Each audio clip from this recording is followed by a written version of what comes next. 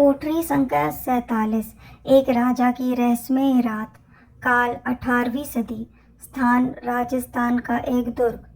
राजस्थान के एक प्रसिद्ध राज्य के राजा वीर सिंह राठौर अपने साहस, न्यायप्रियता और रहस्यों से भरे स्वभाव के लिए जाने जाते थे।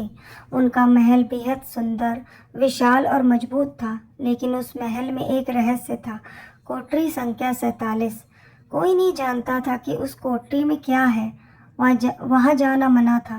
कहते थे जो भी अंदर गया वो कभी वापस नहीं आया। खुद राजा उस कोठरी की चाबी अपने पास रखते थे।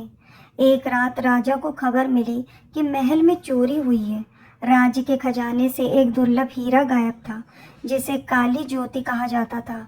वह हीरा सिर्फ एक प्रतीक नहीं था, बल्कि राज्य की रक्षा करने वाला रक्षक माना जाता था।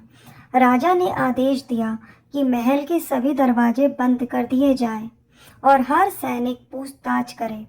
लेकिन 3 दिन बीत गए और चोर का कोई सुराग नहीं मिला। चौथी रात राजा को एक सपना आया। एक बूढ़ी औरत सफेद साड़ी में आई और बोली, राजन, जिसे तुम ढूंढ रहे हो वह कोठरी संख्या 47 में छिपा है, लेकिन तुम्हें वहां अकेले जाना होगा। राजा का दिल दहल गया।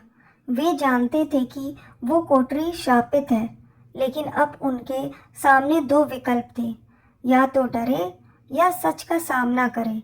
अगली रात आधी रात के बाद राजा अकेले कोठरी संख्या 47 की ओर बढ़े। चाबी निकालकर जैसे ही दरवाजा खोला, एक सर्द हवा का झोंका निकला। अंदर अंधेरा था, सन्नाटा और घना साया।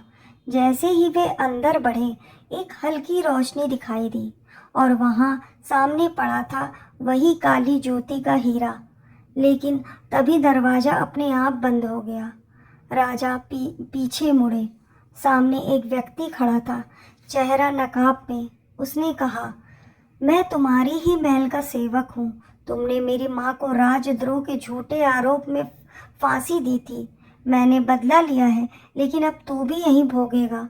राजा ने तुरंत तलवार निकाली, लेकिन सेवक ने पहले ही मशाल बुझा दी। अंधेरे में भयानक संघर्ष हुआ। आवाजें गूंजती रहीं और फिर सुबह जब सैनिक पहुंचे, कोठरी का दरवाजा खुला था। अंदर सिर्फ राजा पड़े थे, घायल लेकिन जीवित। हीरा उनके हाथ में था और उस नकाबपोश सेवक की लाश एक कोने में पड़ी थी। राजा ने कोठरी को हमेशा के लिए बंद करवा दिया, लेकिन आज भी कहा जाता है कि उस रात की चीखें उस दुर्ग की दीवारों में कैद हैं। सीख, सत्य चाहे जितना छिपा हो, सामने आ ही जाता है और कर्म का न्याय कभी कोठरी में बंद नहीं किया जा सकता।